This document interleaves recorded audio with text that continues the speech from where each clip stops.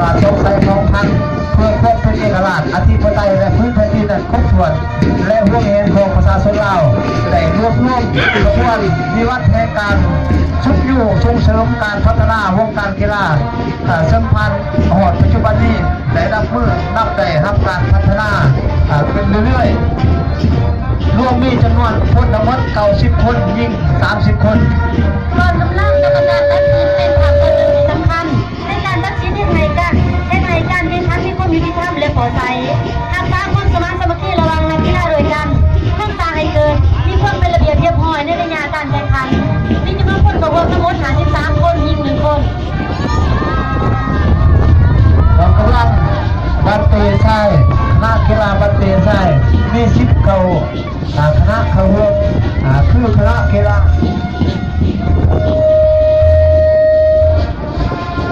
บ้านเมืองสามัคคีไซเมืองสนามไซเมืองไซเชษฐาเมืองพวงโฮเฮียนวิชาชีพโฮเฮียนกินนอนชนเผาคณะกีฬาปกสแขวงโฮเฮียนมสจันทาการแผนกการเมืองแขวงและกีฬาเมืองสารไซเจ้าภาพมีจำนวนทั้งหมดคณะนำคู่พึกและกีฬาทั้งหมด210 คนยิงศูนย์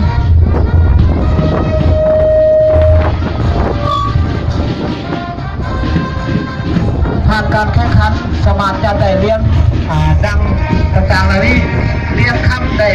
เกคณะกีฬาการเมืองแขวง